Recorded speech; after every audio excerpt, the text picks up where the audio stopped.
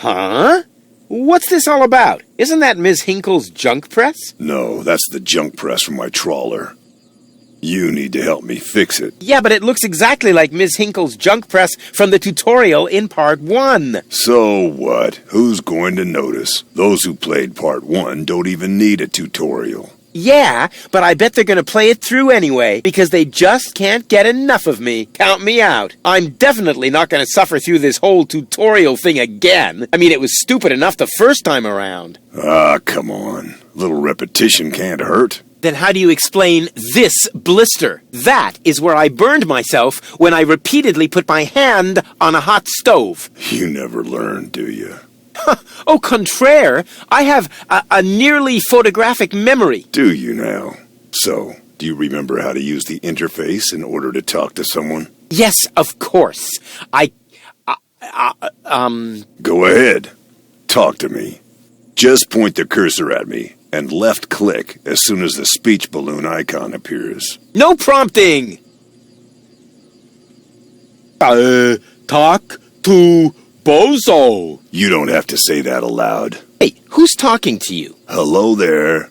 You clicked on me. Yeah, and I regret it already. But you see, there's nothing left here that you could teach me. You don't even know, how to look at an object. But I already know that. I see. And how? I point at it with my mouse cursor and right-click when the eye icon appears. Nonsense! That's not an eye. It's a ping-pong ball. With a pupil? Yeah, it's loaded. Why would they use a loaded ping-pong ball as an icon for the action examine? I'm about to demonstrate that using the small object lying on the ground over there by pointing the cursor at it and right-clicking as soon as the ping-pong ball appears. I'm holding my breath. What's that? It's the reactor lead head. But it was a cathode plunger in the last game. It's the lead head, believe me. You need it to repair the press. And how exactly am I going to do that if I can't even pick the thing up? Sure you can pick it up. Just point at it with the mouse to make the hand icon appear. Then left-click to pick it up. Oh, no, this has to be easier. That's Bozo, the old pirate. Huh? Where'd it go? You put it in your inventory. You know, where all your items go. You pick the thing up. Now use the mouse wheel to open the inventory. Hey, there it is. Exactly. Now, this is your inventory. I knew that. Here you can view all the stuff you're lugging around. You remember how to do that, don't you? Ah, you're still there, and rightly so. So the first part of Deponia is finished, and as your proud owners of the Complete Journey Box Edition, nobody would blame you for gaming right on. Accordingly, the commentary will also roll on, but there's not much to comment on in this room. The tutorial hasn't changed that much since part 1, you know. There are, of course, some new lines, but we recycled most of them. Find out and write me a mail.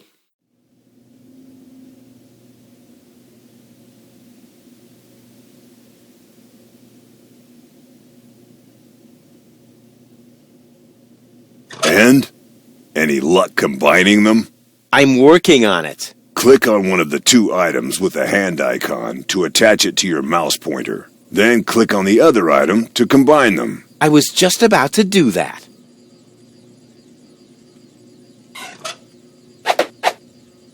Look here, Bozo. I fixed the part. I won't believe that until I see it in operation. I know. My handyman skills are really incredible.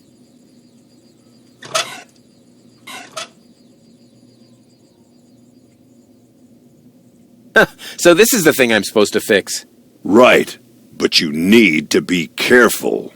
Hey, being careful is for people who can't handle surprises. But in this case, the surprise would be the piston of the press, which, with all the force of an approaching steamroller, would crush your... Don't say it! You're spoiling my surprise!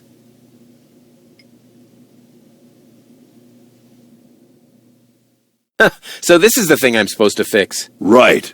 But you need to be careful. Hey, being careful is for people who can't handle surprises. But in this case, the surprise would be the piston of the press, which, with all the force of an approaching steamroller, would crush your... Don't say it. You're spoiling my surprise.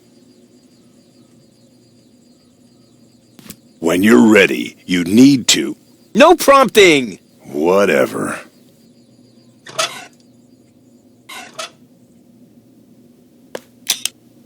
It fits. Next, you need to... Hey, you don't have to spoon feed me. I'll manage the rest. Whatever.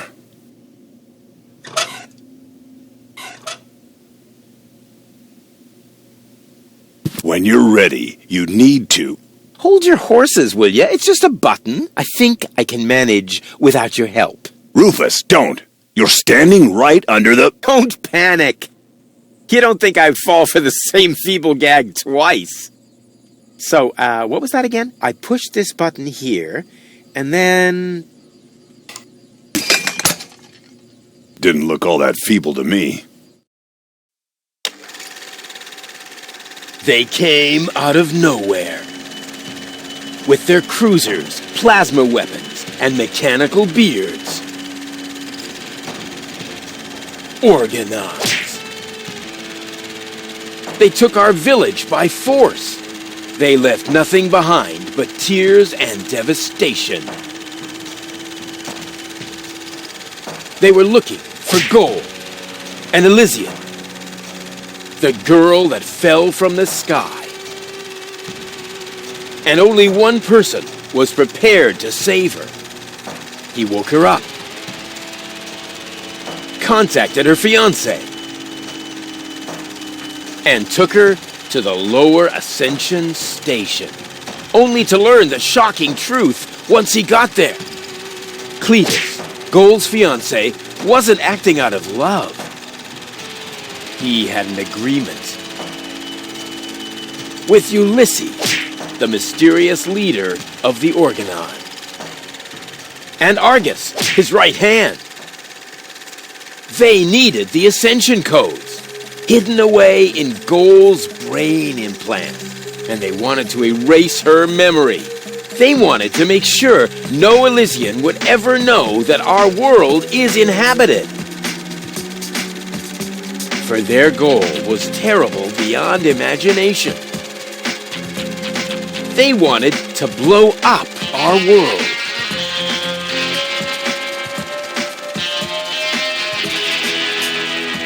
But they had failed to reckon with the One.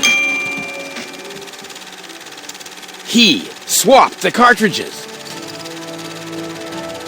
And he restored Gold's memory so that she could bear the truth to Elysium. The name of this one man, this selfless hero, was Rufus.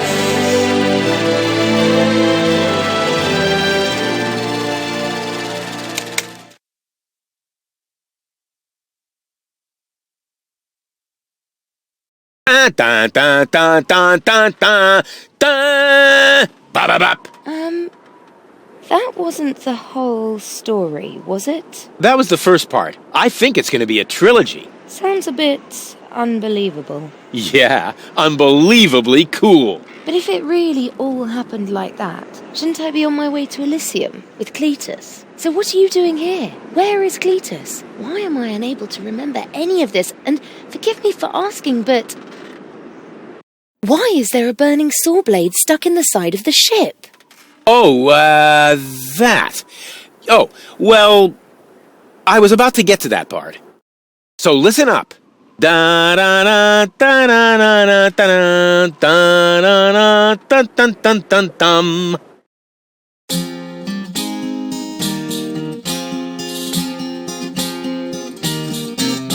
You're being pathetic, again about accurate bacteria In the fridge it's getting boring, but packing bags due to dirty socks I threw to lampshades, rim borders on unadorned scorn. Didn't I explicate it? Are you still not persuaded? There's cracks growing on your tympanic membrane. Remember Deponia, self-sacrifices, and oh gosh, now I have to start all over again.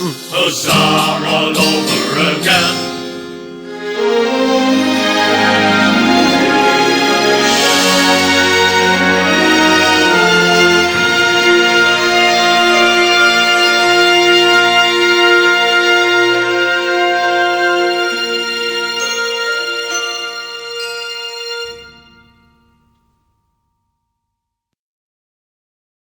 Trash.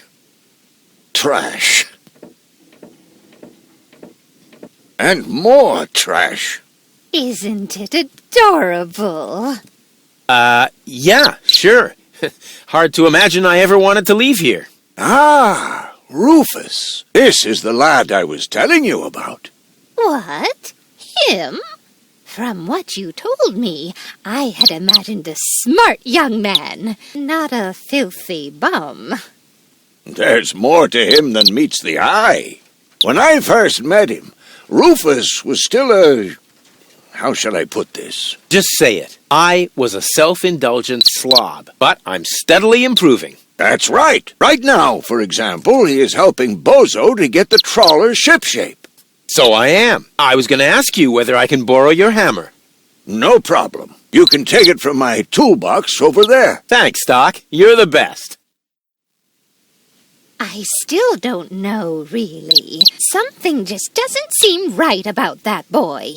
But Grandma Utz, whatever are you talking about? Yes, Rufus has become a better person, at least that's what Doc says, and that's a good opportunity for me to explain the structure of this vast and very complex introduction you've just seen. Well, it's not that long, but it's still packed with a lot of stuff, as you've just seen. It's a brilliant intro with brilliant actors, and of course, that wasn't the original Rufus under the mask, but, and you would never have guessed that, it's our truly Stefan Boos. He's our current studio manager, at least that's what his business card says, and Dedelic's former human resource guy. He's one of the finest in our crew and has the most hilarious ideas. He also wrote a master thesis about full motion video adventures, or frankly, the use of videos in adventure games. And that makes him a kindred spirit, as he wrote about many things that were riding my back as well for a long time. For example, that there must be a way, even nowadays, with our newest generation of games to reintegrate these videos into adventure gaming. They were already fully established, but right now they have some kind of C or D movie status and are rarely done professionally, due to limited budgets mostly, but there must be some way to literally get them back into the game. Anyway, we did some pioneer work here and brought back some full motion video into our adventure. It's not interactive, yet it's back in our cool intro here. All hail, by the way, to my chief scripter of the Deponia trilogy, Simon Nguyen, who wrote the storyboard for this lunatic trip to a narratively and visually different world. He even did the cutting and spent time tinkering on a Deponia prop, which he happily blasted into pieces in the backyard of the Delic company afterwards. By the way, if you haven't got a picture of Simon in your head or otherwise, I would recommend YouTube, where you will find our developers video for one of the Deponia parts. Can't remember right now which one that was. Anyway, you can see us there on a junkyard, and I bet you will recognize most of the team. You will see artists, various scripters like Alex the Little Russian, who's also credited as the Russian, and finally get some FaceTime in this video, and Ede Wolf, the Wolfman, or our project manager Tom Karsten. They're described as Tomcat. All of them helped me and Carsten to crash and trash that car. And of course Simon, also sporting an alias as the Mexican, since there was no other fake beard at hand for him when we shot the video. Just take a look.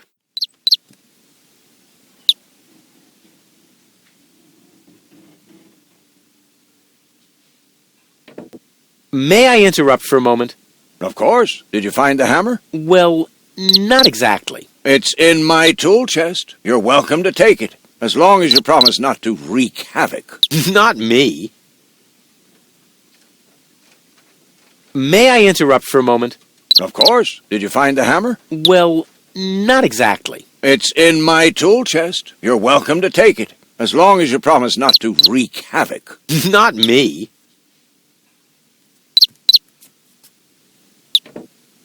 I just don't like it when people snoop around and invade my privacy.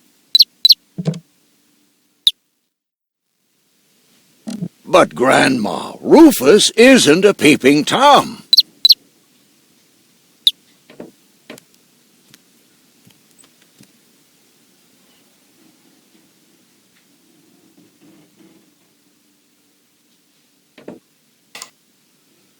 Did he even wash his hands?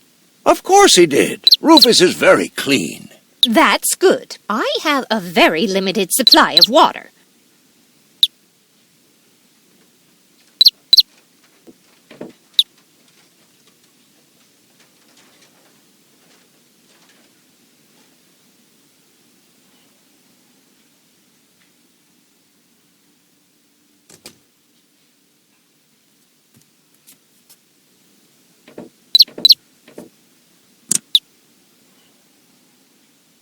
Aren't you worried he might steal something? I trust him completely. Didn't you tell me that he suffers from an exaggerated opinion of himself?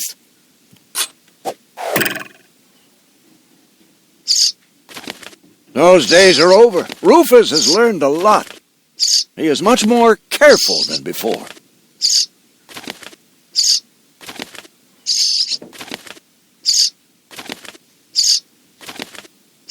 I hope your young friend doesn't get too close to my John Thomas. The poor thing is so small and fragile.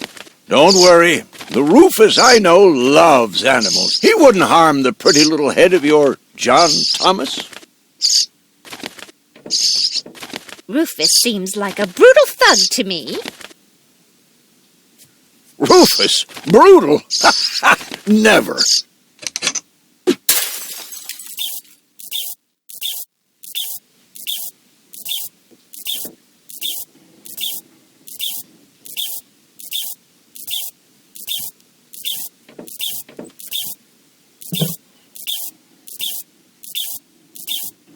And you're sure he won't do anything to my John Thomas? 100%. All I'm saying is that he seems very clumsy. Your fears are completely groundless. Rufus has become very careful since his last adventure.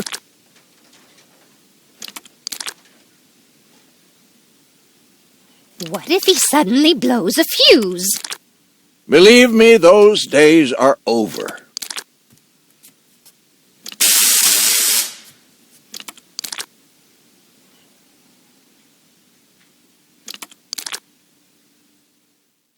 May I interrupt for a moment? Of course. Did you find the hammer? Well, not exactly. It's in my tool chest. You're welcome to take it, as long as you promise not to wreak havoc. Not me.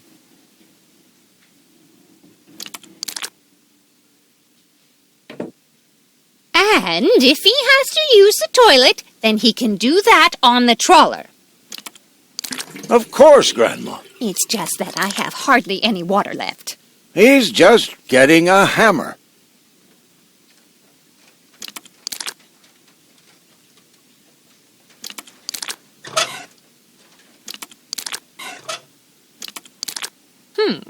If that's all true, then he must have turned himself around 180 degrees.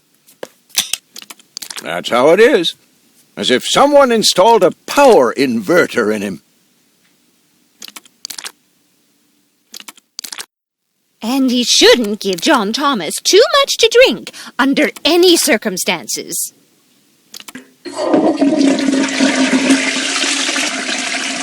Well, if that's all you're worried about. Something like that can kill a little bird. Rufus isn't going to drown your bird by accident.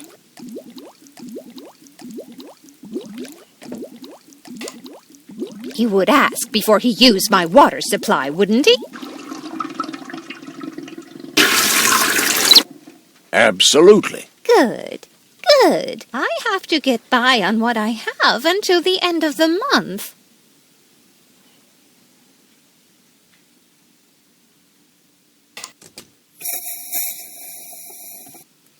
Perhaps I'm worrying unnecessarily. After all, John Thomas is very good at self-defense.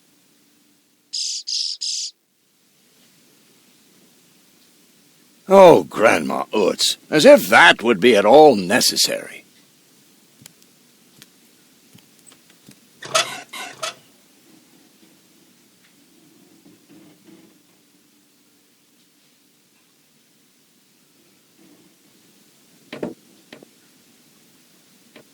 I just hope he doesn't turn my whole house upside down. He's just getting a hammer. How much damage could he possibly do?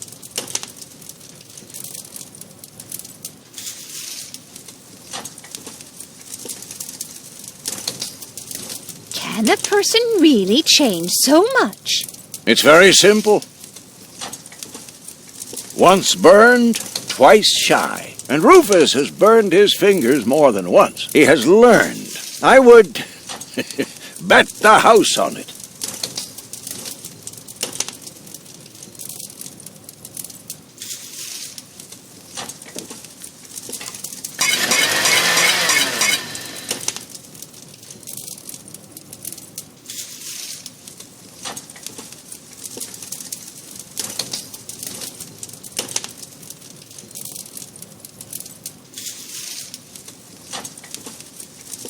May I interrupt for a moment?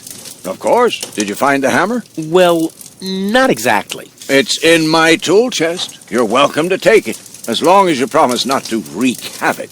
Not me.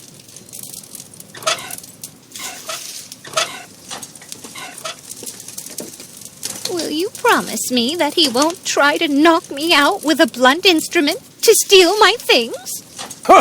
Not Rufus. When I met him, he may have been a bit crude and sometimes even disrespectful. But at heart, he's a very good boy.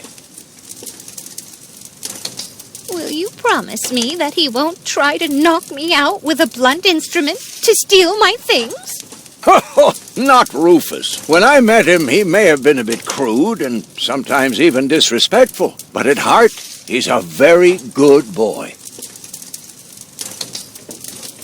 You almost have me convinced, but there is one thing that still worries me.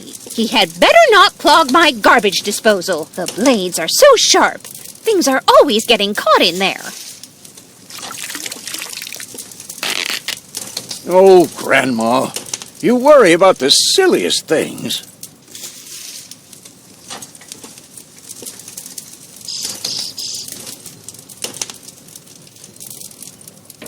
If you promise me that he will be careful, then everything is all right. Just as long as nothing happens to my John Thomas. Promise.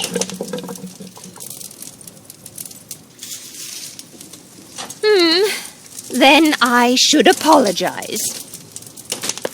I suppose your Rufus really must have improved.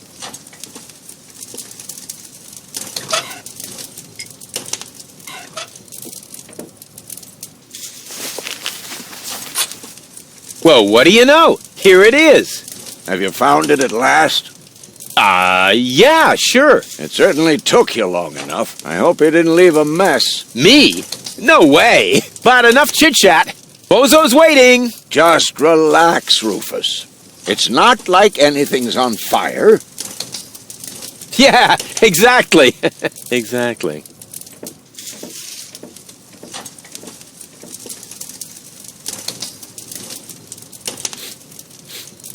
By the way, what's that funky smell? Rufus, have you gone completely off the deep end? You almost set Grandma Utz's heart on fire. All for a good cause. You committing suicide? No, I'm traveling to Elysium. But Rufus, we've been through all that. I thought you would finally become reasonable. Become reasonable? I am reasonable. And that's exactly why my plan is gonna work this time. What plan are you talking about? Well, what does it look like? It looks like a madman's attempt to refute the principle of action and reaction. Close enough. Goodness gracious me. As soon as I step on these bellows, the cork will hit the 3 targets one by one. In a spectacular chain reaction, this will cause the rockets to be lit and the safety rope to be cut. I have calculated everything. Just watch and learn. Oh, and keep away from the falling blade if you want to hold on to your fingers. Finally, this is where the action begins. Rufus ain't got his hammer for nothing, and he definitely doesn't need it to fix Bozo's trawler. It is, of course, an essential part of his crazy Rube Goldberg machine, and that's his plan to get to Elysium. This is a good segue to my next question for Rufus himself. As a matter of fact, the set, especially this one, is a very loud place. This means all voice recording we did directly during the shot couldn't be used in the final version. It all had to be redubbed in the studio. This was the case for many scenes, but you have to re-record all that without any context, without the set to speak of. And that, of course, means you only have the set in your head. You got the text you're supposed to say, but is it possible at all to recall what you did there or what you were supposed to be doing? Well, it's the same old song. I mean, what a hypocrite asking that question. He knows perfectly well I did a fantastic job. His eyes almost fell out. It was written all over his face. How on earth does Rufus do this? How does he pull that off? Okay, now I can tell you. This set was just my kind of place. It looked just like my first bedroom, in my first bachelor apartment. And that came to my mind because I was very upset back then. I was offended. I mean, today I understand. When I had a visitor for the first time, you know what I'm talking about? And what did she say? She said, "Your bedroom looks like a scrap heap." I mean, what a shitty thing to say. Then again, there was some truth in those words. And, of course, it didn't violate fire protection requirements. That's why there are no more questions on this one. Moving on. No, absolutely not. Of course, I did violate noise prevention regulations, but you've already pointed that out. An apology is about to be due. You'll see, I will go to Elysium. Stop it, Rufus. The only thing you will achieve is a spectacular suicide. Don't panic. I've calculated everything.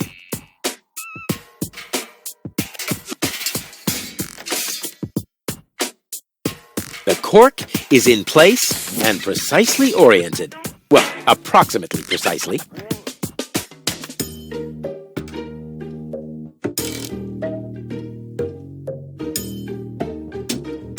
Watch your fingers, Doc. As soon as the cork hits the 3rd target, the scale will trigger the guillotine. It would be insane to believe that will work, but it would be even more insane to assume I would be safe here.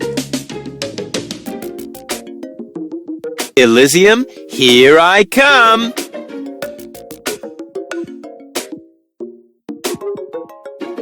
The first target opens the gas tap on the Bunsen burner, which then lights the fuse. Isn't it more probable that the cork will simply knock over the Bunsen burner? My design is based on science, not some nebulous probabilities. The calculation of probabilities is an integral component of all sciences. For you, maybe. My science is based on hearsay and inner conviction.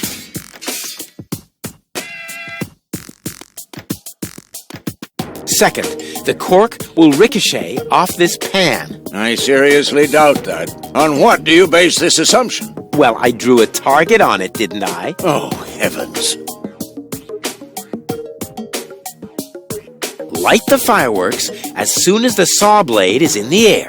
Then, they will create enough spin to catapult me directly to Elysium. At the halfway point, eagles will start to fly alongside me if my sketch is correct.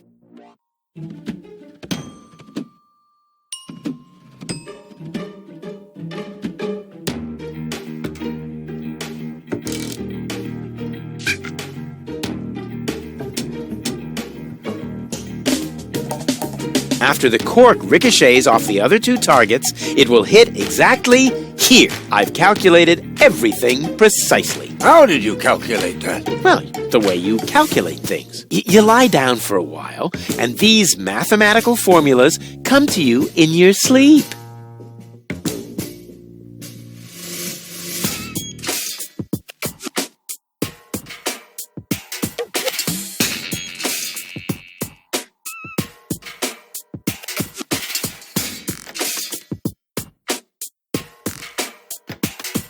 Take a good look. Rufus, no!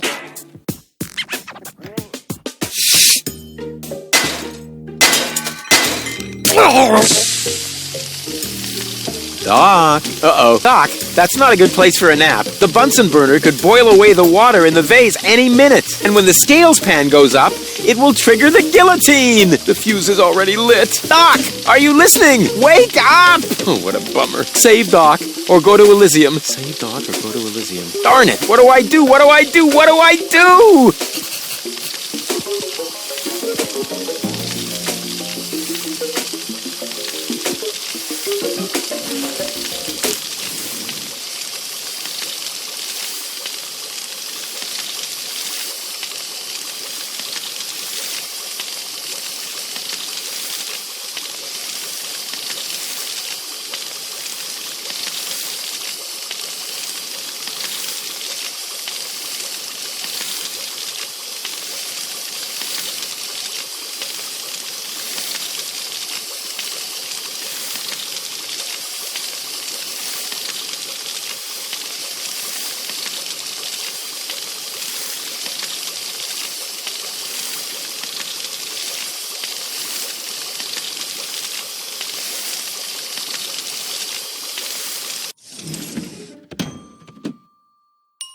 That should have worked. I calculated the angle of ricochet exactly. And by calculated, I mean I saw it in my favorite cartoon.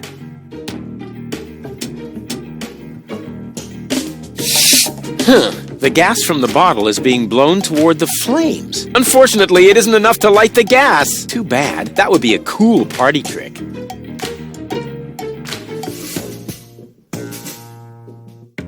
And whoop!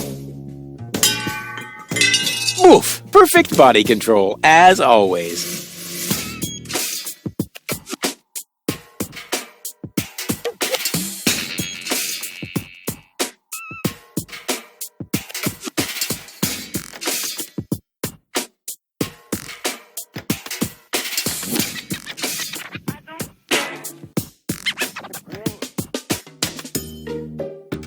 It's already broken enough.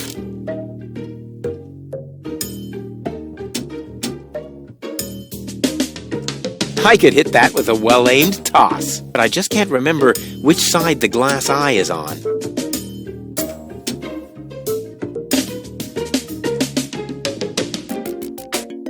I could hit that with a well-aimed toss, but that would just trigger the guillotine. And somehow, I doubt that Doc would still be in the mood for thunderous applause.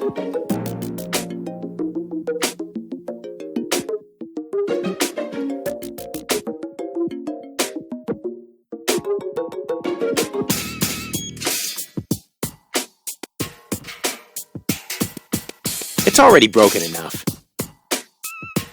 I could hit that with a well-aimed toss, but that would just trigger the guillotine. And somehow, I doubt that Doc would still be in the mood for thunderous applause.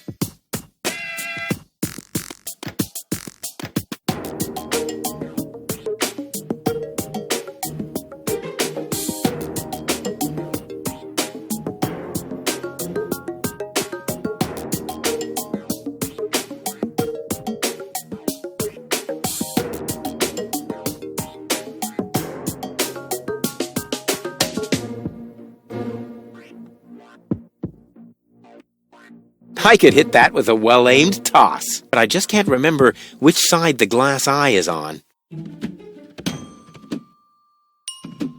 Very clever. I'll simply solve the problem through a process of elimination. Doc will be proud of me if he isn't decapitated in the next few seconds.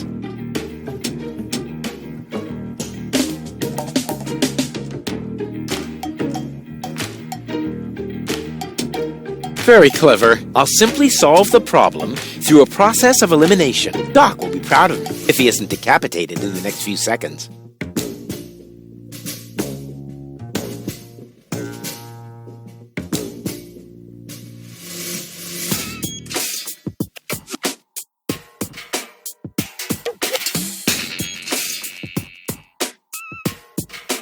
I could hit that with a well-aimed toss, but that would just trigger the guillotine. And somehow, I doubt that Doc would still be in the mood for thunderous applause.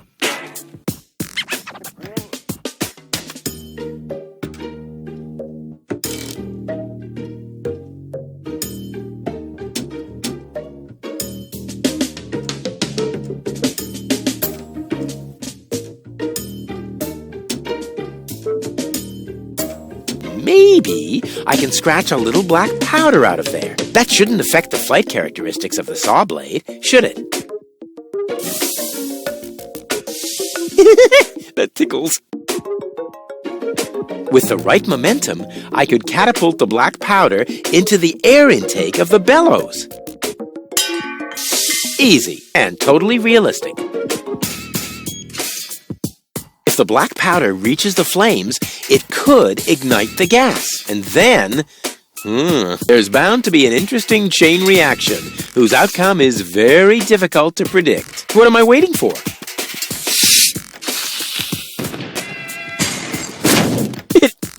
It worked! I saved Doc!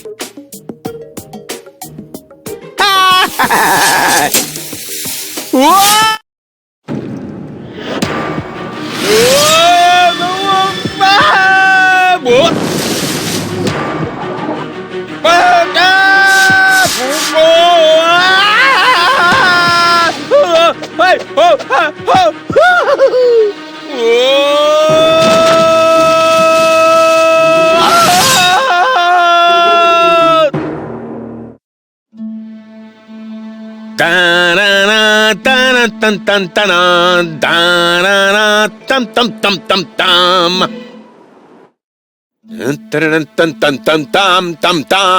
Rufus! Rufus! Huh? What? You haven't answered my question. How did you get here? I just don't understand. That's because there is nothing to understand. The whole story is nothing but one big filthy lie. Almost as filthy as Rufus, but not quite. Cletus? Of course it's Kletus. Why would that surprise you? I am not the one who barged in here uninvited. I have come to save my planet. Well done, moron. Goal and I had reached an agreement. I was trying to keep the existence of the Deponians a secret from the Council of Elders so that Deponia could be exploded, but Goal convinced me to tell the truth. We were just about to save Deponia. The escape pod was taking us to Elysium. Now, it's useless. We're not going to make it to Elysium, and the Council of Elders will never learn about the Deponians. Bravo, Rufus. That was a stroke of genius. Don't listen to him, Goal. He's lying through his teeth. I don't know. His version does sound pretty convincing. Now, remember, he's lied to you before. The Goal that I know would never have let him get away with it. That's because you only know one part of Goal, the part that is naive and idealistic. The Goal that I know is a fighter who will stand up for what she believes in. But there is a third part as well. And that part sides with me. Isn't that true, Goal? There is no third part. You tell him, Goal. I just don't know. I can't remember a thing. Of course you can't. Thanks to this Fleabag's brilliant intervention, your brain implant has been damaged. It's a habit of his. I'll fix it! Don't worry! You still don't get it, do you? We have no use for you here. If you really want to help Goal, then jump. We're directly over the ocean. With a little luck, you may even survive the fall. No! No, this isn't right! Oh, come on. Do what is best for Goal.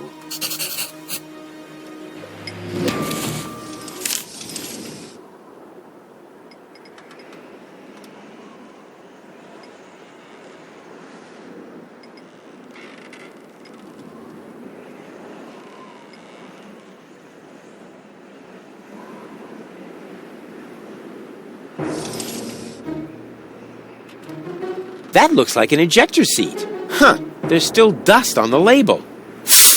A shrink ray.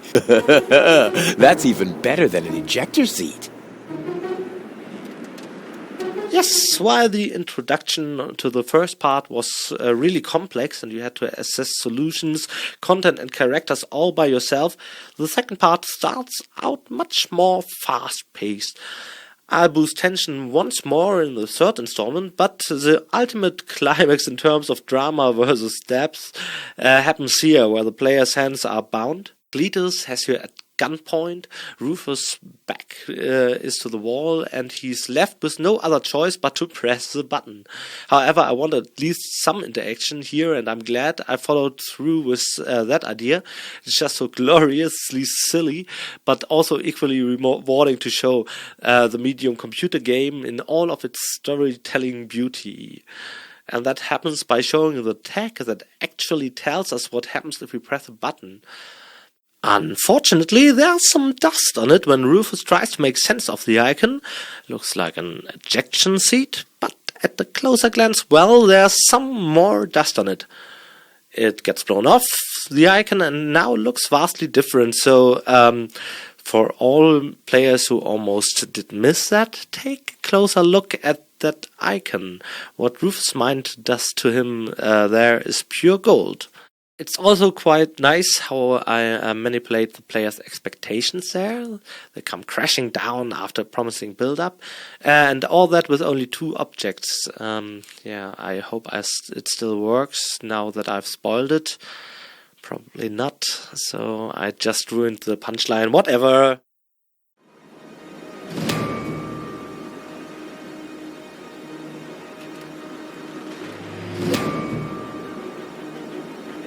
I won't let that underhanded traitor take gold to Elysium. Oh, come on. Do what is best for gold.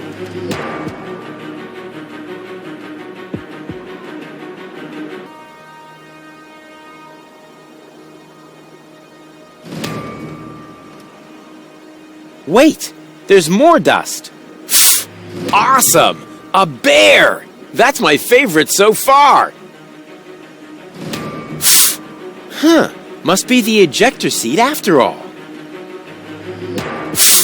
And again, the shrink ray. The bear, I like the bear. I better not blow again. Huh, must be the ejector seat after all. And again, the shrink ray. If I'm interpreting the label correctly, then this button activates the shrink ray. I'm what's best for goal! No, don't! Ha! Nothing. Why? I wonder if... Uh-oh! No! Goal! You idiot! Goal! No! You blasted idiot! Kletus, help me! Hang on! Don't panic! I'll come and get you! Somehow! Do you finally realize the damage you're doing? Kletus! Don't panic! I'll get you! Why don't I do everyone a favor and kill you right here? I'm coming, Goal! Hang in there! Where do you think you're going? I'm on my way! Watch out! The rope's going to break at any moment! What are you doing? Did you really think you could get away like that?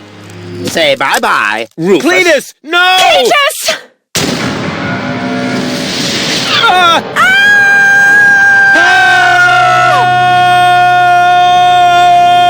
Oh dear, what have I done?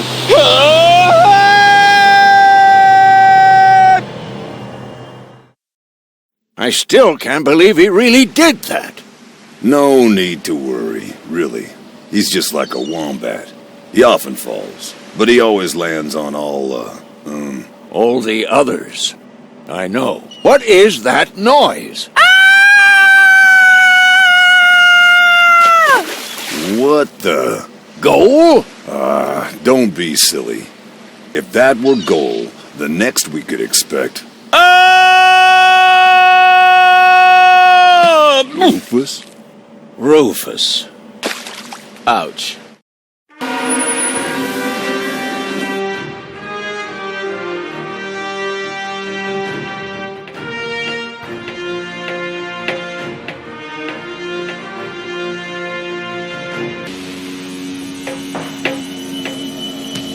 Everything's ready for detonation, Bailiff. Acknowledged, Chief Blaster.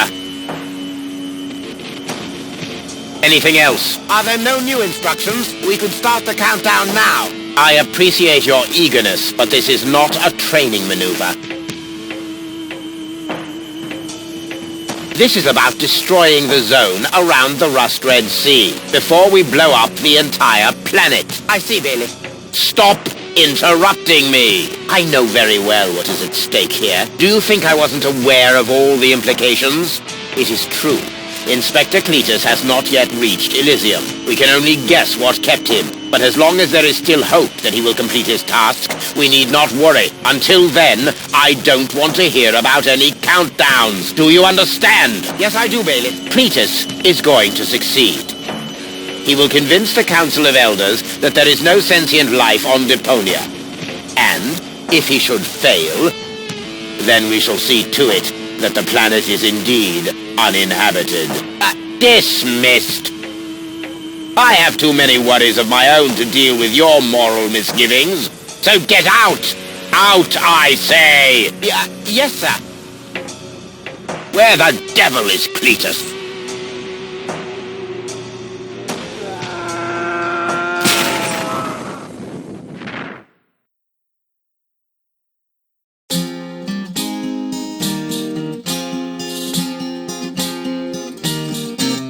Only the most epic tales feature cruel depictions of saw blades crushed into cable boat walls.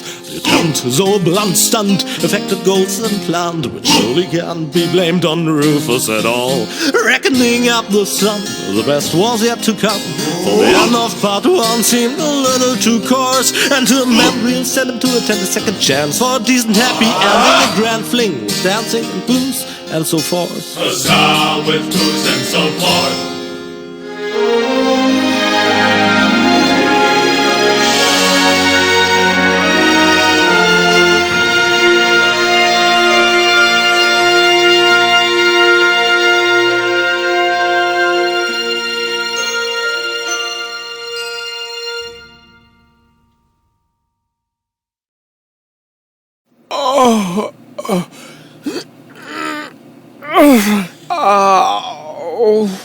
I think I ought to fire my chiropractor.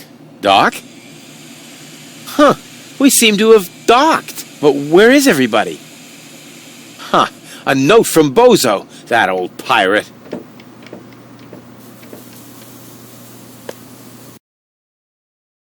Good morning, lazy bones. Doc took Gold to his office. Huh. Finally someone who uses his brain. She wasn't feeling all that well, yada yada yada, blood from her ears, blah blah blah. You can find me in the tavern. Tavern? Now that sounds promising. Huh, there's something else. Don't forget to go and see Doc. He needs your help. Why can't they ever manage without me?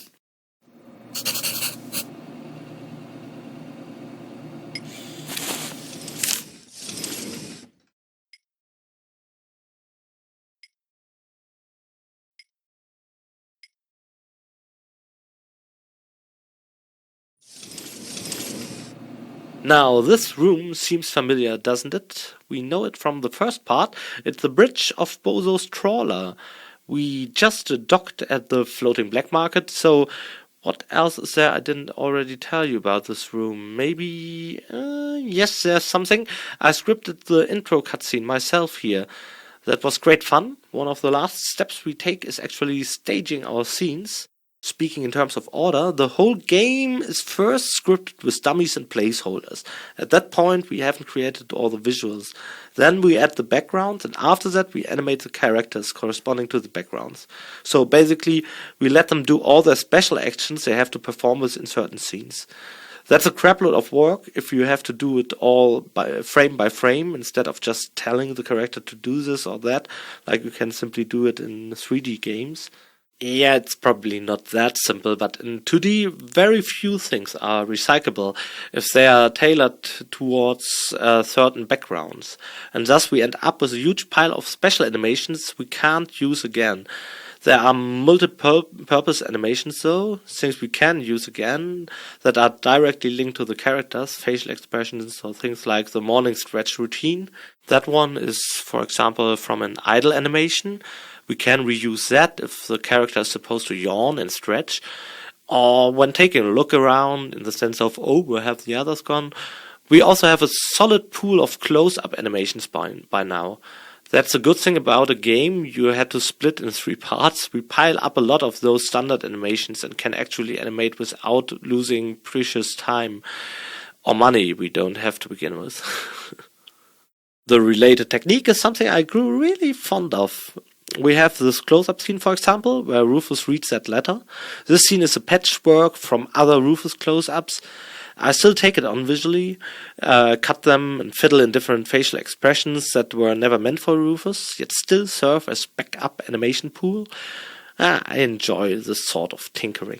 The true reward, however, came with Goodbye Deponia, since Rufus acquired a great pool of roughly 20 different emotions: pissed, bored, daring, vicious, evil, happy, silly, all kinds of stuff, really. The more animations we had, the more fun was this final touch, the pimping, the polishing and staging.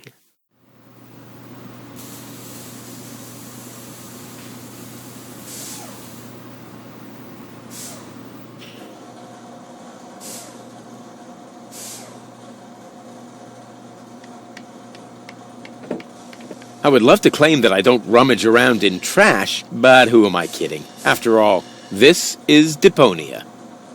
Ugh, slimy. Oh, that is disgusting. No, I've had it. I simply do not belong here. Wait! What's this? Hey, that's my old anchovy bait. It's still good. No, I don't have to do that. I'm better than those Deponian trash diggers. I have to.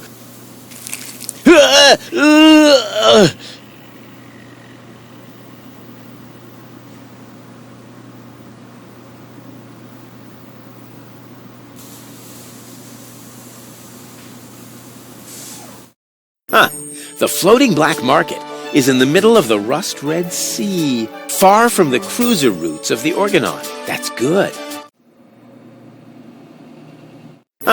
The floating black market is in the middle of the rust-red sea, far from the cruiser routes of the Orgonon. That's good. I can't leave here, not without gold.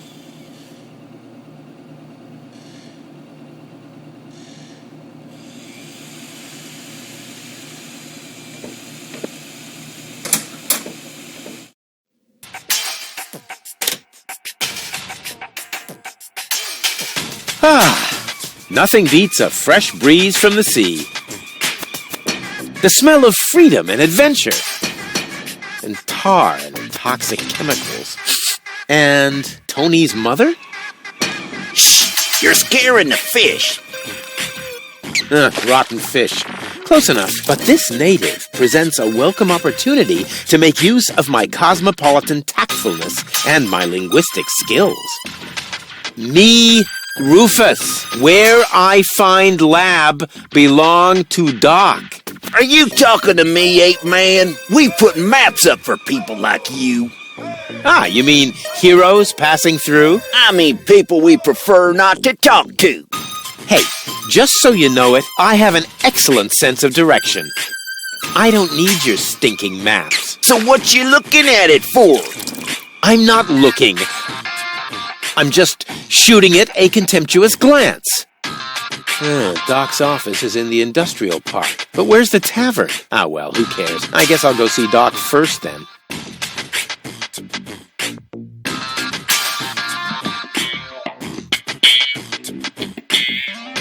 I love minigames, but this isn't a minigame. Actually, it's just a map. What I'm trying to say is I like maps. So, that kind of local maps helping you to travel to certain areas of the game. On the backside, you can't just explore or walk to that area yourself. The good thing about the floating black market is that you actually walk to each of its areas without using the map. But if you want that shortcut, however, you're free to use it, as walking from area to area takes quite long. So we decided to spread these maps all over town, since we want to provide some waypoints for players who would get lost otherwise. To prevent him from that, we created that local map and the first couple of waypoints to get right into the action. Explorers would get their share later on if they'd want to see all the connections between locations. It's in fact one of the last assets done for Chaos on Deponia, and I can't help but to say I like maps, and this overview of the floating black market is something I scribbled pretty early. The more proud I am that it found its way into the game eventually. It would be a terrible waste if that didn't happen after all. I can look around the town later. First, I have to help Doc get Goal back into shape. Can't have the old coot grabbing all the credit for himself. First, I have to help Doc. Can't have the old coot grabbing all the credit for...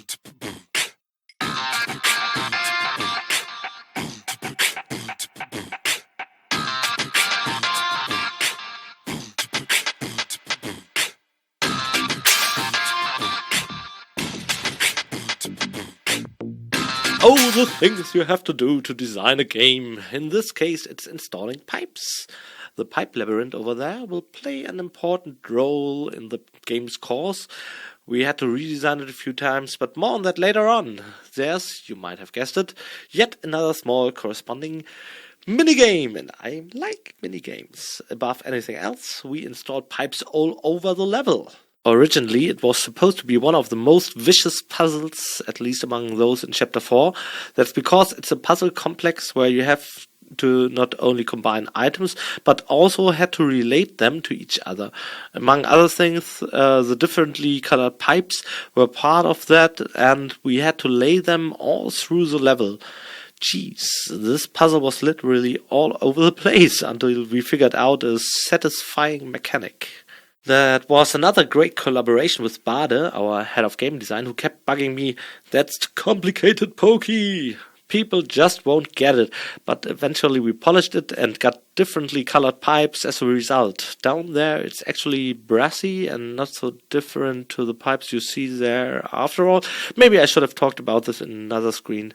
What else can I tell you about the screen? Probably that there's a pretty old scribble done by Micha from the time before he found the actually Deponia style. It was among the first buildings he sketched for the floating black market, and that was in fact Doc's houseboat. You can't really tell from this angle that it's a houseboat. From the other direction it's probably more obvious, but the form was pretty similar in Micha's sketch. Nah, not really. Yeah, well, turns out I got nothing on this after all.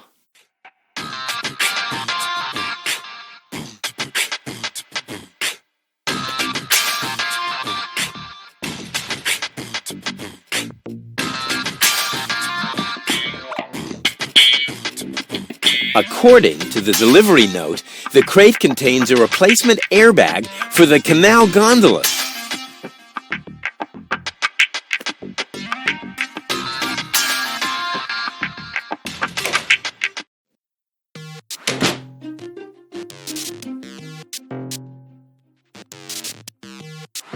Doc's workshop. Probably a good opportunity to try to explain how I think video games as narrative media can do things other non-interactive media like film or books can't achieve quite as well. Especially this scene where we have Clever Bite blocking the entrance to Doc's workshop is a good example of congruity between the external conflict of a guard dog and the inner conflicts that Rufus has to face. It shows his inability to acknowledge the superiority of this highly intelligent and technological, sophisticated robot dog, which leads to him going through far more trouble than he'd actually have to. Okay, look, I'm like an actress, right? I play every scene as you'd expect me to, and nobody would ever know what goes on inside me. Nobody will ever figure that out. My cousin didn't, my geography teacher didn't, my parole officer didn't, neither did those 3 shrinks and my various exes. Nobody ever managed. Nobody, because I've got a serious poker face. And what I did there, in that scene, those inner conflicts, this congruity pressure, that's all just an act. But it's so well acted, in fact, that everybody thinks they figured out what, But nope, just give up, people. You will never know. Especially not you, Pokey. All right. But there's another thing about Clever Byte. It's actually a little amicable nod towards a friend of mine, a programmer, highly talented computer nerd from a circle of friends, where it was etiquette to have as many pseudonyms as possible, programmer street names, so to speak. By the time now, they relaxed a little bit about that, I reckon. But I stumbled across that habit they had developed at some point in their use, and I thought it's pretty funny that his name in the scene was Clever Byte. It was so funny, actually, that I just adapted it into the game right away, and for a robot dog. It was especially fitting, Clever Byte. Yeah, I got it.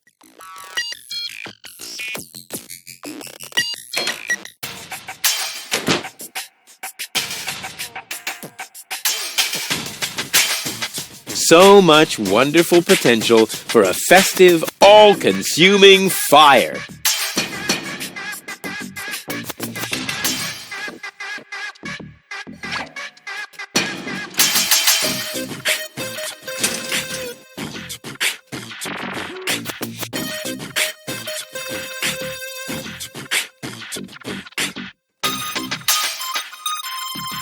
What an ugly nest. It must belong to an extremely ugly bird.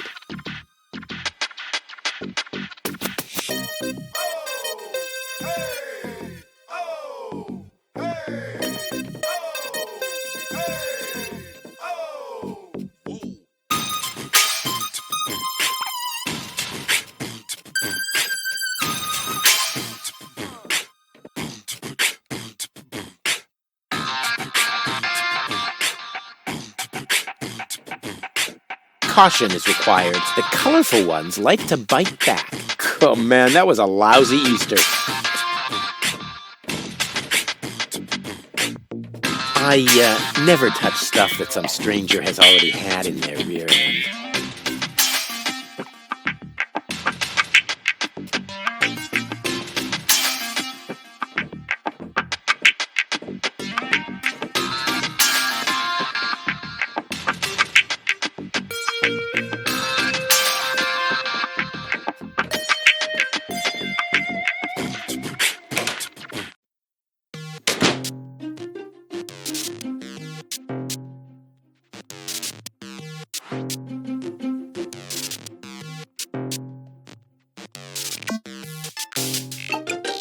Who needs something like that? You can feel it when the electricity flows.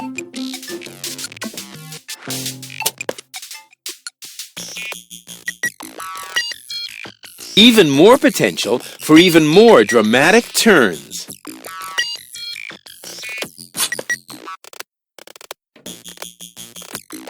White, of all things, the wet blanket among colors.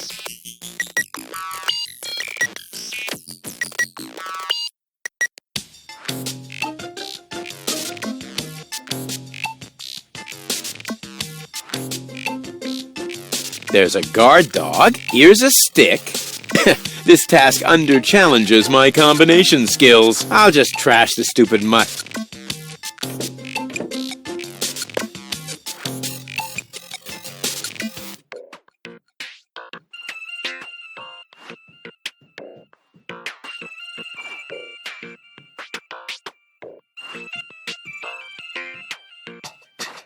I'll show him who the superior species is around here.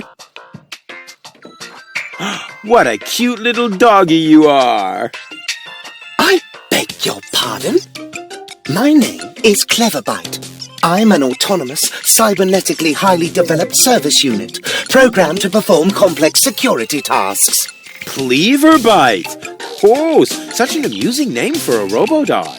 I will not suffer such indignities. Through the neuronal connection of computer circuits with organic cerebral matter, I am capable of processing more than 3,000 floating point operations per second. Can you sit up and beg? Perhaps not, but I could sit up and grab something until you beg me to let go. You know, you've got quite an attitude for a cyber whatever mongrel, but I'm pretty sure that your bark is worse than your bite. Do you hear me barking then? I don't know. All I can hear is Nerdy ramblings, I'll ask Doc to make you a cyber muzzle. To do that, you would need to get past me, right? I'm not going to allow some stupid mutt to block my path. Actually, I'm a superior cybernetic. superior, Let me show you who is superior here.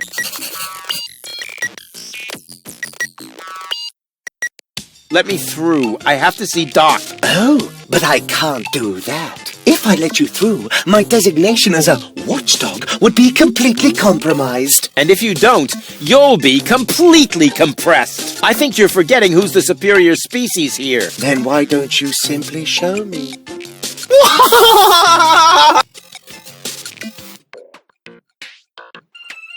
Will you please let me in? That sounds better already. But I didn't quite get the third word you said. Please, Talk directly into the audio interface. if you insist. Please, please, please, please! Stop it! Oh, please, stop! You're overloading my circuits!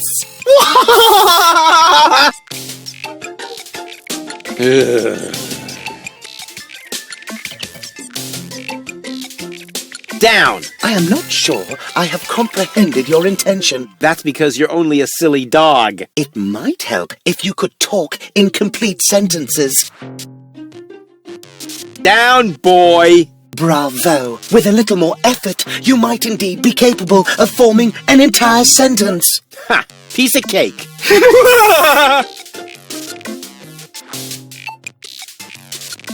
I hereby demand that you perform the act of down. Good boy. But I'm still not sure what you're really trying to tell me. Well, down, down, see? Like this. This guy cracks me up.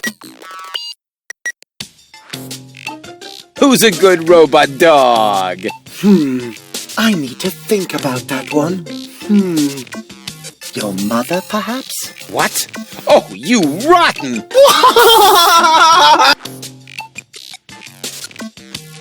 Stupid mutt! What? You're giving up already? How disappointing.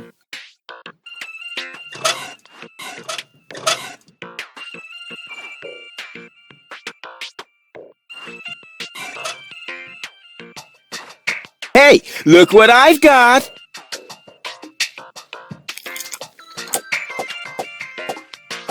And now, be a good dog and fetch the stick. What's wrong? Fetch the stick! Or are you too stupid? Yes, exactly. That's it. Fetch that stick. No. You go fetch that stick now. Attaboy! If you're so fond of that stick, why don't you go get it yourself? And if you're a good boy, I might even let you pass.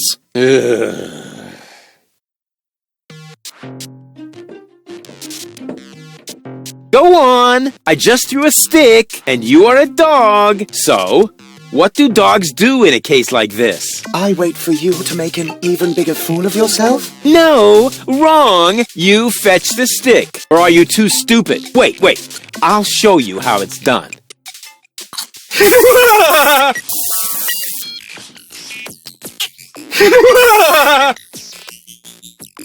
Oh, boy.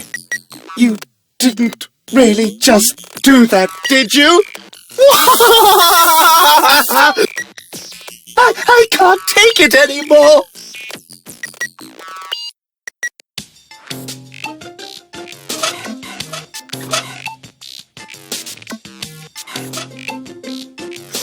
We'll see if he's still laughing when I shut his tin trap for him. Hey, look what I've got! Arf! Ah!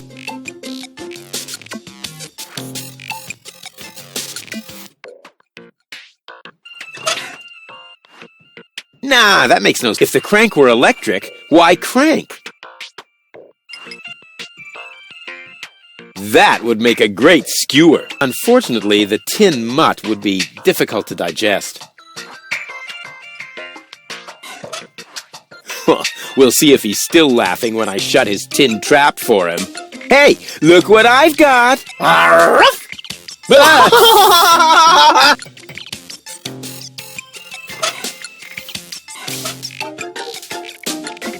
Something seems to be wrong with this lamp. It flickers constantly. Maybe the fixture's loose.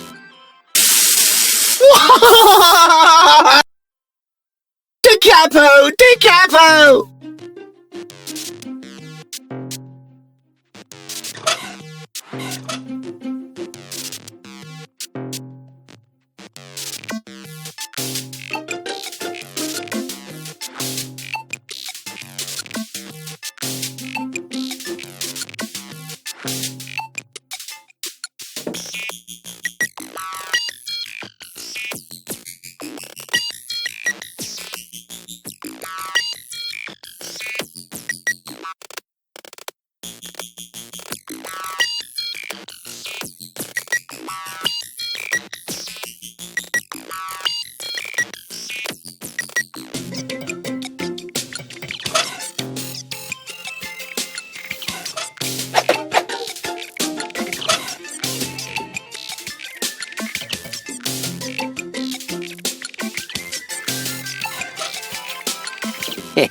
Exactly.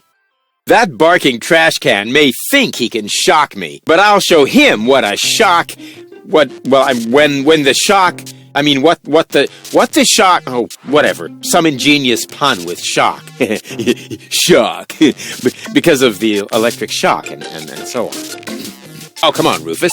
You don't need a punchline to be brilliant.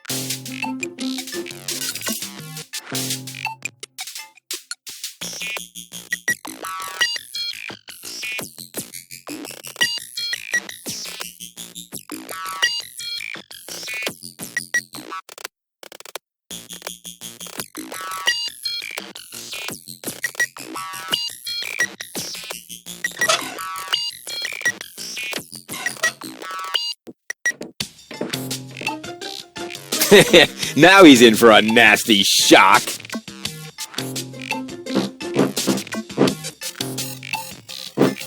Hey, what's wrong? Are you giving up? Yes, you were right. This stick business is just too much for me. You stupid muddy cur! Here, like this! You put the stick in your mouth...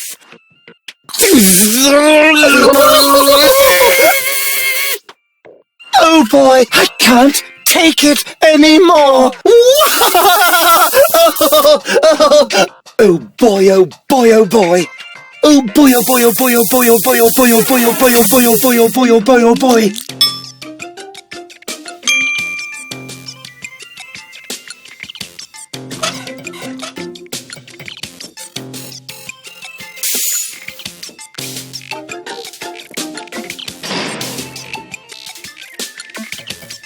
And now we're on the way to Doc's lab, or if you click this later, we are leaving Doc's lab, or maybe you're on your way back in, don't know.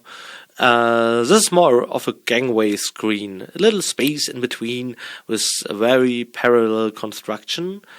This doesn't seem to carry any significance right now, but later on the screen will lead to my, and I don't say that lightly, I say it often, but never lightly, favorite screen in Chaos on Deponia. There will be, naturally, great chaos. Rufus will be confronted with a very special person. I can't tell you right now, but the scene is gonna be brilliant. Oh, what's that smell? Must be self-praise. Let's get out of here, but enjoy that scene later on anyway.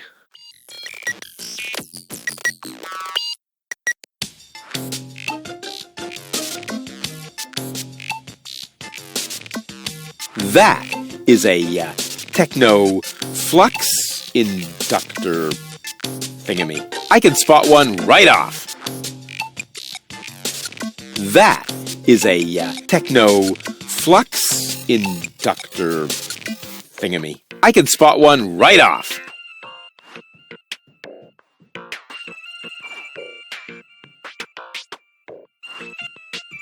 That is a techno flux inductor thingamy. I can spot one right off.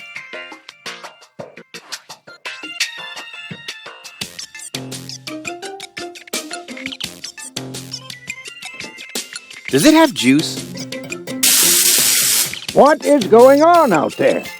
Stop playing around with the equipment and come in.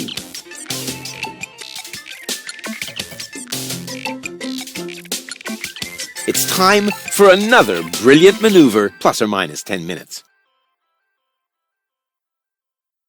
Not necessary. I've got all the time I need.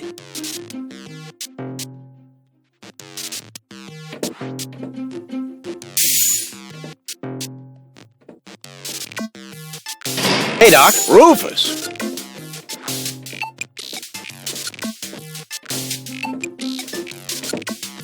At last. Goal really almost bought it this time. But, as I can see, you have everything under control. I'll, go look for Bozo then. He mentioned a tavern. Her implant has been badly damaged. I need to operate right away. There is only one problem. The data cartridge is not going to survive the procedure. I take it that's a bad thing? Well, yes. Her entire mind is stored on the thing. Her memory, her character. The ascension codes. I can save the data, but I need a bunch of empty cartridges. And these cartridges are hard to obtain? Not really. This is the floating black market, after all. There's nothing you can't get here. And brain implants are currently all the rage. I installed another one just the other day. You will find the cartridges in the gadget shop. What? Why me? Because I need to get ready for the surgery. And I need to familiarize myself with the local circumstances. Bozo said something about a tavern? Rufus. All right. So I get those cartridges in the gadget shop? It's right by the harbor, outside the city gate. Just have them charged to my account. But make very sure that you get the good cartridges. The cheap ones are bound to cause problems. Oh, it's your money.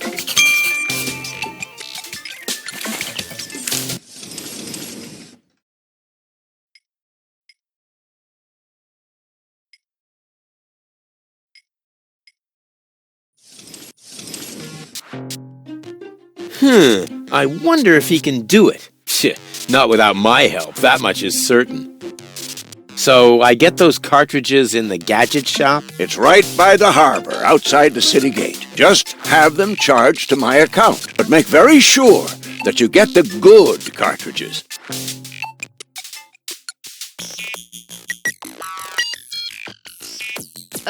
Unconscious again. Great. Patience! This is only the beginning of the game and... Protagonist. Come on. Rufus is already there and he can assist Doc to bring you back into action. What protagonist sleeps all the time? Why, there are plenty. Sleeping Beauty or Meg Ryan in Sleepless in Seattle. Yeah, right. Yeah, she did sleep. She slept, although... Alright, the title has Sleepless in it, but... Well, that's about Tom Hanks.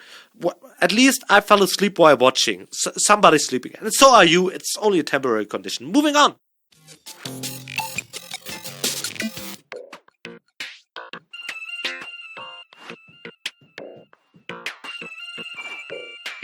She's almost always unconscious when we run into each other. I wonder if there's a connection. Ah, nonsense. Goal? Goal! She can't hear you, Rufus. No problem. I know what to do. All I need is battery acid, gunpowder, bull's blood. Or you can simply bring me the cartridges as I asked you to do. We'll see.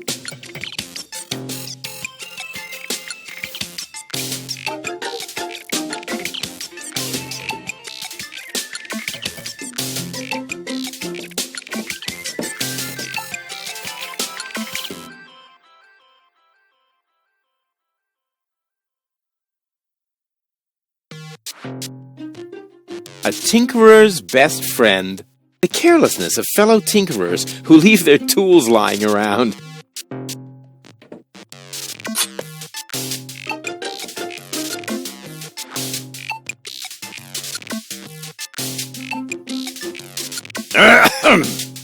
Chew first. That was a reminder that you are not to poke around in my things. Okay, reminder heard and ignored. Rufus? It's okay.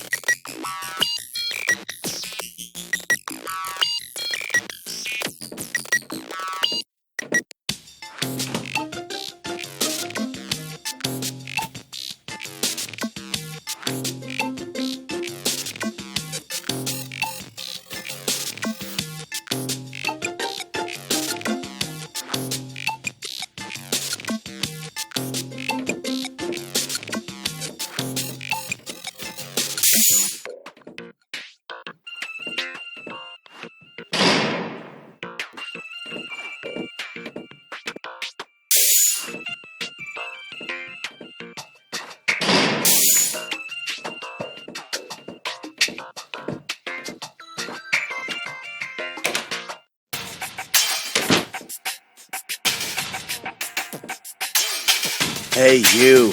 Who? Me? No, we're talking to the three-headed platypus behind you.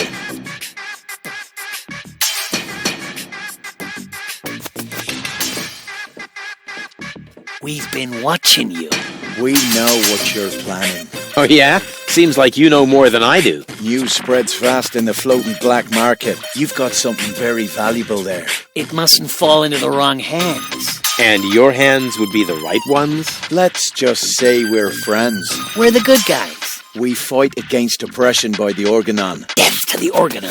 The Organon is planning something. Something unspeakable. So unspeakable that we cannot talk about it. We've got to go. We've already said too much. But we'll be back. And then we'll get what is rightfully ours. Do not talk about this to anybody.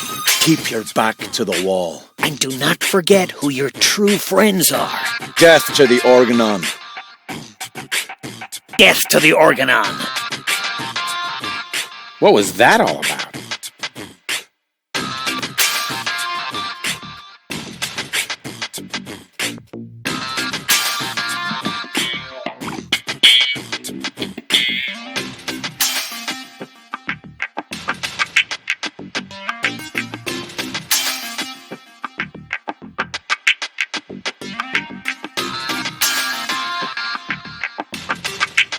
And who have we here?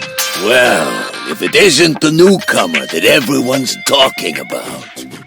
They're talking about me. High time, too. All those stories of my heroic deeds are actually quite understated. We're not interested in fairy tales. You've got something that we want. Huh. Tough. Good looks is something you're born with. We are talking about the secret ascension codes. The ascension codes? Over my dead body. Wait. Let me rephrase that. Uh-oh. Ow!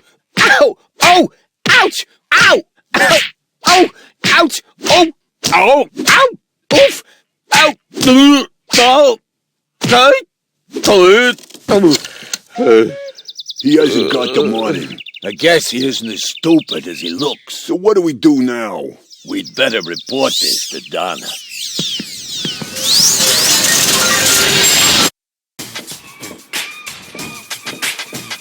Oh! Oh! Lots of friendly people here. Maybe I should tone it down a bit.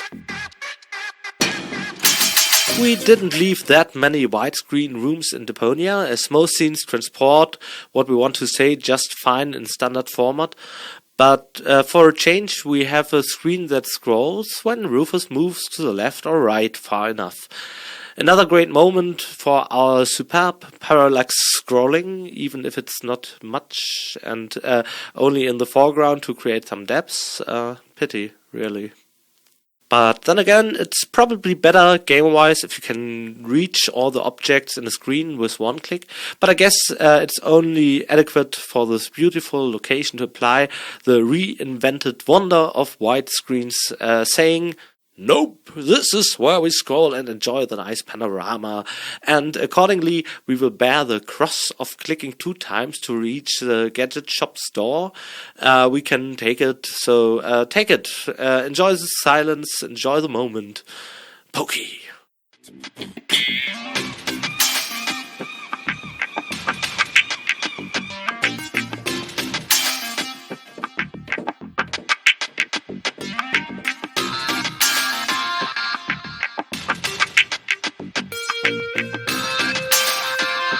What do I do first? Save the world? Repair my girlfriend's brain damage? No, I know. I'll look at this bucket. Sweet.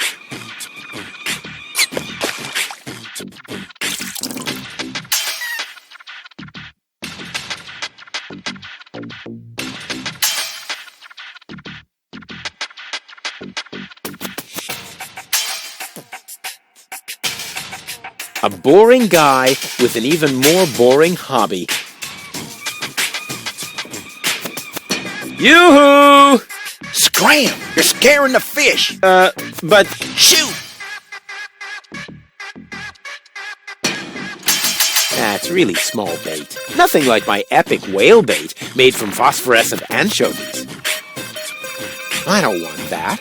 That's really small bait. Nothing like my epic whale bait made from phosphorescent anchovies. What was it I didn't want to do again with jars full of hooks? Oh, I'm sure I'll remember it eventually. What was it I didn't want to do again with jars full of hooks? Oh yeah! Stick my hand in! Ow!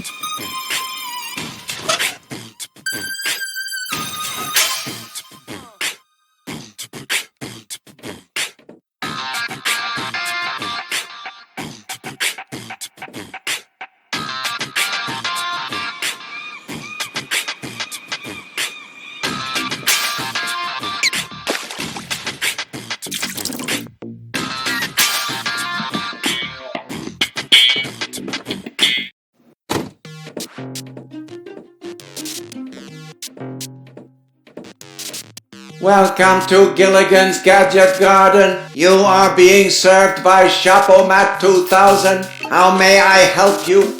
Yeah, Doc sent me to get a set of cartridges. Of course, we currently offer 2 different brands. The first is Platinum Proof Professional. They are somewhat more expensive but of better quality. There is a cheaper kind as well. Cowboy Dodo's Jolly All-Purpose Cartridges. Their quality may not be top of the line, but they come with a free colorful lollipop. A lollipop? So which brand do you prefer?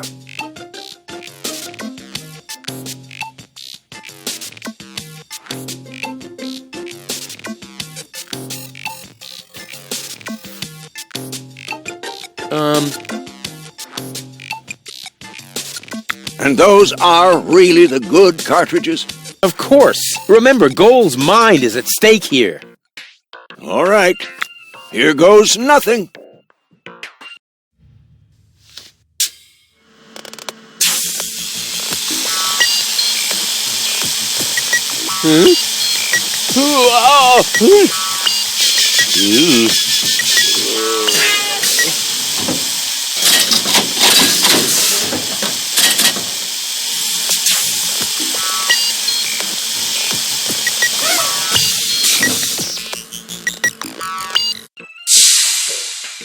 Did it work? I'm not sure. Something's not right. Rufus? I might have known.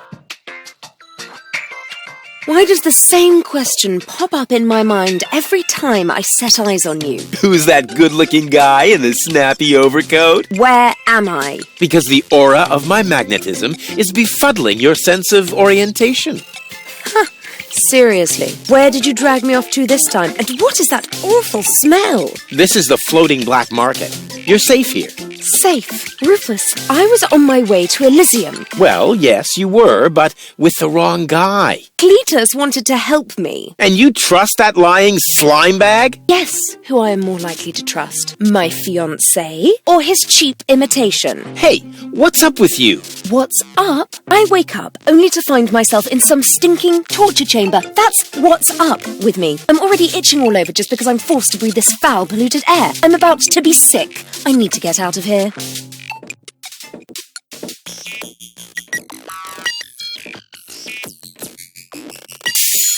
She seems to be pretty mad. Not really. I just have a certain effect on explosive women. What, lighting the fuse? Yeah, very funny. But she actually did seem a little volatile. Are you sure you didn't mess her up somehow? I think I might be able to explain this. Some information wasn't written to the cartridge, almost as if we had used the cheap ones. Not as cheap as your excuses. Her mind appears to have been split 3 ways. So, the woman who just stomped out of the lab is only a part of Goal? And not the most agreeable part, I hope. Come on, Doc. I thought you were an expert. It is nothing that I can't fix, but for that I need all 3 cartridges, including the one that is currently inserted in her implant. Also, I cannot operate without the consent of the patient. Therefore, all 3 parts of Goal must cooperate before I can go ahead with the surgery. Oh yeah, judging from her mood, she'll be positively enthusiastic about you flipping open her skull again. Agreed. Maybe you had better start with a different part of her character. Huh? Take the 2 cartridges that are still in the output hopper. And this thing. What is it? A remote control? Not quite. See that compartment in the back? Just insert one of the other cartridges and press the button when you're close to Goal. That's what I said, a remote. It's more complicated than that. Data's written to a buffer and I can zap back and forth between 2 characters. No. Yes. Something like that, but Just like a remote. just like a remote. Cool. I wish I'd had one of these for Tony. Hurry up, Rufus. The longer the fragments of her character get used to their independence, the more difficult it will become to talk them into having that surgery done. Go find Goal and persuade her. All 3 parts of her. I will prepare everything else here in the meantime. All right, here we go.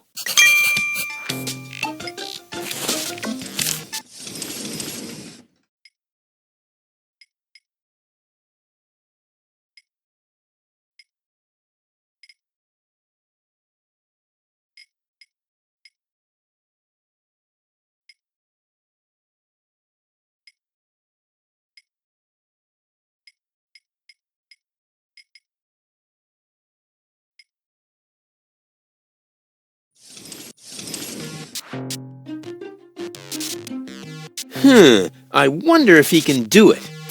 Not without my help, that much is certain. Hello again. Ah, Rufus, how are you getting on? We really have to put Goal back together again. I'm working on it. Simply persuade her to undergo the surgery. That is, all 3 versions of her. Use the remote to switch between cartridges. Once you have convinced all 3, send them to my lab. I'll see to the rest. Nice office. Gee, thanks, Rufus. Now, I would have furnished it a bit differently, but it's still not bad. Yes, I know.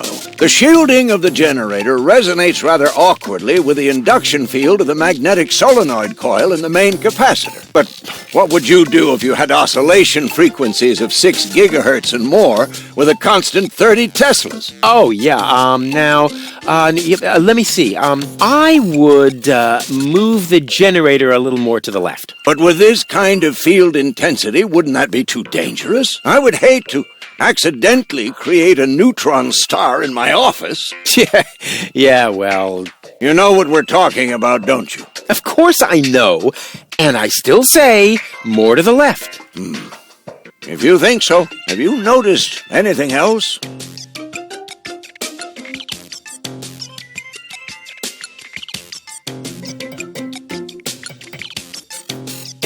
borrow some tools from you? Go ahead. Help yourself. All I need to do now is make a few fine adjustments. For that, I just need a hammer and some chewing gum. Yeah, sounds good.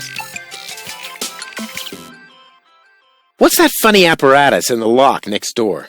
Don't you mess with that, kid. It is part of an experiment designed to revive dead brain tissue by means of well-aimed electrical impulses. But there are a few obnoxious side effects that so far I haven't been able to remedy. What kind of side effects? The electrical field is so strong that space will fold around the generator, and the resulting creases are really hard to iron out.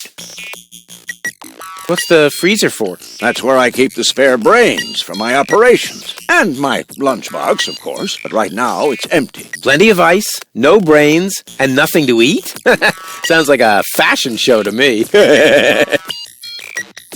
My office was cooler and bigger. Really? The one in your ex-girlfriend's house? Yep, not only bigger, there were also more blinky things. And it also had more of those things next to the door. Light switches? Precisely.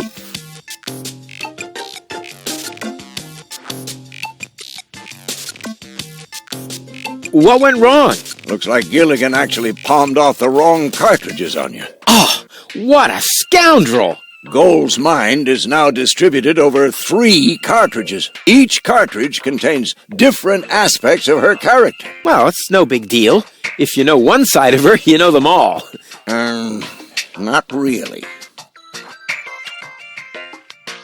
So, which one is the real goal? Every one of them. And none of them. Oh, I see. Just like breeding mimicry wombats. What? No. Each of the 3 goals represents one side of the real goal, but the whole is more than the sum of its parts. Yeah, just like the wombats. Those critters breed like crazy if you don't watch out. What? No.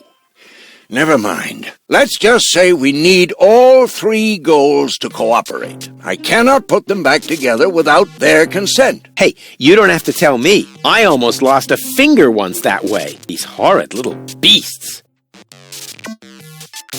I'll be off then. Quite.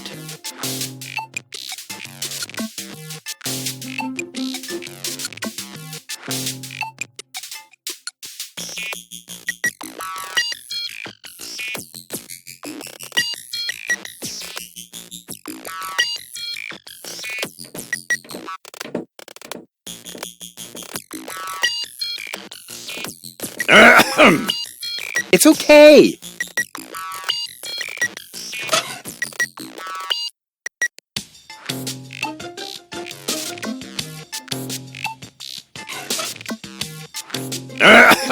It's okay.